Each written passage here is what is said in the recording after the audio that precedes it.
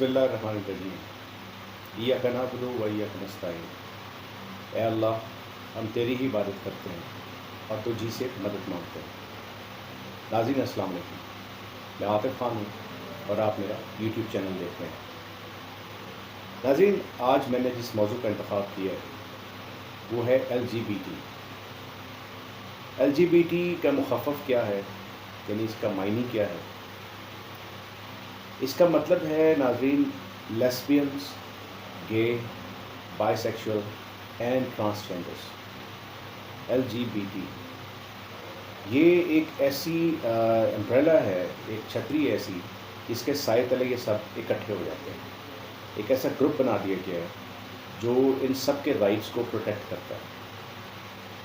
اب سوچنے کی بات یہ ہے کہ ہم تو اپنے معاشرے میں صرف ٹرانسجینڈرس یعنی جو ہجڑے ہوتے ہیں ان سے واقف تھے، اور ہم چونکہ مسلمان ہیں ہمیں اندازہ ہے کہ ٹرانسجینڈرس جو ہیں یا ہجڑے جو ہیں یہ بھی اللہ کی مخلوق ہیں۔ ٹرانسجینڈر کسے کہتے ہیں؟ بیسکلی جن کے جسمانی اعضاء میں تھوڑا ابہام ہوتا ہے ان کو ٹرانسجینڈرس کہتے ہیں، یعنی ان کا یہ طے کرنا مشکل ہوتا ہے کہ وہ مرد ہیں یا عورت ہیں۔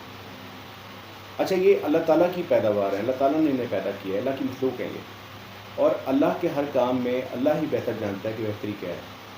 یہ اللہ کے کام ہے، ہم لوگ اس پہ نہ انٹرفیئر کر سکتے ہیں اور نہ ہماری سوچ، ہماری عقل اس چیز کا احاطہ کر سکتی ہے کہ اللہ تعالیٰ کی اس کام میں کیا بہتری ہوگی۔ آبویسلی کوئی بھی کام، کوئی بھی چیز ایسی ہے، کوئی بھی ایسا عمل یا کوئی بھی ایسی مخلوق جو اللہ نے پیدا کی ہے وہ بے مصرف نہیں ہے۔ ناظرین، جہاں سے ہماری عقل ختم ہوتی ہے نا، یہ اس کی حد ختم ہوتی ہے، وہاں سے اللہ تبارک و تعالیٰ کی عقل شروع ہوتی ہے۔ لہٰذا یہ اگر کہہ دوں میں کہ ہم اللہ تعالیٰ کی کسی بھی بات کی گہرائی میں نہیں جا سکتے کیونکہ ہماری اتنی سکت نہیں ہے، تو یہ بہت بہتر ہوگا۔ بہرحال LGBT جو ہے وہ ایک انٹرنیشنل بیس ادارہ ہے، ایک ایسی چھتری بن گئی ہے جس کے اندر یہ سب آتے ہیں۔ لیکن اصل اس کا مقصد کیا ہے وہ اہل علم بہت اچھے طریقے سے جانتے ہیں، اور جو دین کو فالو کرتے ہیں، جو احادیث کو پڑھتے ہیں، جو اس کا مطالعہ کرتے ہیں، وہ بھی اچھی طرح سے جانتے ہیں کہ یہ کیا چیز ہے۔ شارٹلی میں آپ کو بتا دیتا ہوں۔ LGBT جو ہے اس کا ایک کامن پریکٹس ہے، اس کو سوڈومی کہتے ہیں۔ مجھے بتانے میں بہت آر ہے، بہت پرابلم ہے، کیونکہ میں شرعاً اور اخلاقاً یہ چیز نہیں بتا پا رہا، کیونکہ میرے یہ ویڈیو کلپس، میرے ویلاگس سب دیکھتے ہیں، خواتین ہیں، بچے ہیں، عورتوں کے علاوہ بزرگ خواتین بھی ہیں، اور کچھ ایسے بزرگ حضرات بھی ہوں گے جو میرے اس ویلاگ کو دیکھیں گے۔ لہٰذا میں بتانے میں تھوڑا سا شرما رہا ہوں، لیکن حقیقت بتا دوں آپ کو کہ یہ اینل سیکشول انٹرکورس ہے جو ان میں کامن پریکٹس ہے، اور عرف عام میں آپ یہ کہہ سکتے ہیں کہ جو قوم لوط کرتی تھی، جس پہ اللہ تعالیٰ نے ان پہ عذاب نازل کیا تھا، یہ وہی پریکٹس ہے جو LGBT کے تحت وہ کر رہے ہیں، اور یہ شیطانی اور دجالی کھیل ہے جو یہ اپلائی کر رہے ہیں۔ ناظرین، ٹرانسجینڈرز جو ہیں یہ ہمارے معاشرے کا حصہ ہیں، اللہ کی مخلوق ہیں، ان کے بھی کچھ رائٹس ہیں، ہیومن رائٹس، یعنی ان کو اللہ کی مخلوق سمجھا جائے، آخر کو یہ بھی انسان ہے۔ اور ہم چونکہ نبی کریم صلی اللہ علیہ وسلم کی امت ہیں تو ہمیں اخلاق محمدی صلی اللہ علیہ وسلم یہ سکھاتا ہے کہ ہم نہ صرف انسانوں کی بلکہ جانوروں کی بھی حقوق کا خیال رکھیں، ان کی خوراک کا خیال رکھیں، اور ان کو کوئی ایذا یعنی تکلیف نہ پہنچنے دیں۔ اسی وجہ سے ہم پہ یہ لازم ہے کہ ہم ان کے ساتھ اچھے اخلاق سے پیش ہیں، لیکن ان کی حدود و قیود جو ہیں اس کے اندر رہتے ہوئے یہ سب کریں، ان سے تھوڑا فاصلہ باہر رکھا جانا چاہیے۔ لیکن اس کا مطلب ہرگز یہ نہیں کہ ہم انہیں جھٹلائیں یا انہیں ہم تانے دیں یا ان کے ساتھ ہم برا سلوک کریں، ایسا قطعاً نہیں ہونا چاہیے۔ آپ کو شاید علم نہیں ہے، سپریم کورٹ آف پاکستان نے 2009 میں ان کے سول رائٹس کو پیش کیا اور ان کو پروٹیکٹ کرنے کے لیے کچھ اقدامات کیے، لیکن ہماری بدقسمتی یہ ہے کہ ہمارے معاشرے میں جو کہ انحطاط کا شکار ہے، زوال پذیر ہے، لوگ ان چیزوں کو نہیں سمجھتے اور وہ انہیں یا تو مس یوز کرتے ہیں یا ان کے ساتھ تانا زنی کرتے ہیں یا ان کو دھتکارتے ہیں یا پھر ان کو اس مقصد کے لیے استعمال کرتے ہیں جو میں نے آپ سے پہلے بتایا، یعنی سوڈومی کے لیے، جو ہماری بہت بڑی بدقسمتی ہے۔ اور یقین کیجئے کہ قوم لوط جو اس فعل میں مبتلا تھی، اسے تو اللہ تعالیٰ نے تباہ و برباد کر دیا، اور آپ کو اچھی طرح معلوم ہونا چاہیے کہ ان پہ کیا عذاب آیا۔ ناظرین، قوم لوط پہ جو عذاب آیا تھا وہ لاوا کا عذاب تھا، اور وہ اتنا ایبرپٹلی ہوا، اتنی تیزی سے اللہ تعالیٰ نے ان کو اس عذاب میں مبتلا کیا کہ جو جہاں جس پوزیشن میں تھا وہیں جم کے رہ گیا، اور اسی طرح سے ان کی جان نکل گئی، اور وہ تا قیامت ہر انسان کے لیے، ہر ذی ہوش کے لیے، اور خاص طور سے مسلمانوں کے لیے وہ ایک علامت بن گئے کہ اللہ تعالیٰ جب عذاب دیتا ہے تو قوموں کا کیا حال ہوتا ہے۔ اب سوچنے کی بات یہ ہے کہ جب ہم یہ سب چیزیں جانتے ہیں، سمجھتے ہیں، تو پھر ہم برائی کی طرف کیوں مائل ہو رہے ہیں؟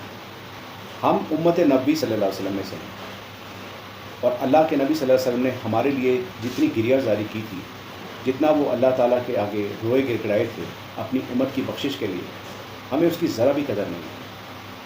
آج ہمیں یہ یاد رکھنا چاہیے ناظرین کہ ہم اللہ کے نبی صلی اللہ علیہ وسلم کے احسانوں کے بوجھ تلے دبے ہیں، اتنی برائیاں کر کے بھی اللہ پاک ہم پہ عذاب نازل نہیں کر رہا، اور ابھی بھی وقت ہے کہ ہم سنبھل جائیں اور سدھر جائیں۔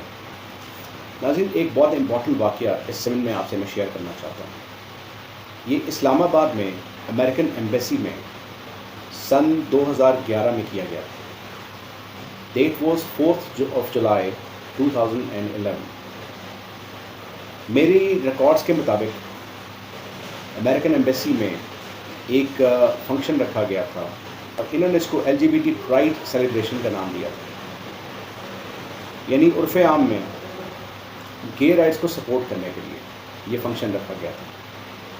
امریکہ کی یہ بہت بڑی سازش تھی، چونکہ یہ معاملہ بڑا حساس نوعیت کا ہے، اور یہاں پہ جو اسلامی جماعتیں ہیں، جماعت اسلامی اور باقی جتنی جماعتیں ہیں، انہوں نے، ان مذہبی جماعتوں نے اس کو بڑے زبردست طریقے سے اپوز کیا تھا، احتجاج ہوا تھا، جلوس نکلے تھے، اور ان کو کنڈیم کیا گیا تھا۔ لیکن ان بے شرموں نے بڑے دھڑلے کے ساتھ یہ فنکشن کیا، اور اس کے بعد جو اس وقت کا جو ایمبیسڈر تھا، امریکن ایمبیسڈر جو ایمبیسی میں تعینات تھا، ناظرین، اس کا نام تھا رچرڈ ہاگلینڈ۔ یہ بندہ یو ایس ایمبیسڈر جو تھا، اس نے بڑی بے شرمی کے ساتھ اور ڈھٹائی کے ساتھ یہ کہا تھا کہ ہم LGBT کے تحت جو یہ گے رائٹس ہیں ان کو پروٹیکٹ کرتے ہیں، امریکہ ان کو فلی سپورٹ کرتا ہے۔ ناظرین، اس ایمبیسڈر رچرڈ ہاگلینڈ نے بہت زبردست طریقے سے ان کو پروموٹ کرنے کی کوشش کی، ان کو پروٹیکٹ کرنے کی کوشش کی، اور اس نے دھمکی دی کہ ان کی رائٹس کو ہم پروٹیکٹ کرتے ہیں اور ہم دیکھتے ہیں ہمیں کون روکتا ہے۔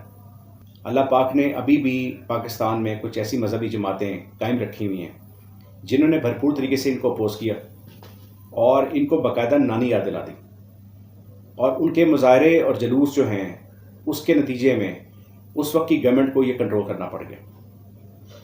اس کے بعد نیکسٹ اٹیمپٹ یہ ہوا کہ جب 2009 میں سپریم کورٹ نے ٹرانسجینڈرز کو ان کے رائٹس دیے، سول رائٹس یا ہیومن رائٹس، اس کے بعد سن 2018 میں اپریل کے مہینے میں اس وقت کی موجودہ گورنمنٹ جو PMLN کی گورنمنٹ تھی، انہوں نے باقاعدہ اسمبلی میں ایک بل پیش کیا اور اس کو پاس کر دیا، اور LGBT کا قانون بنا دیا۔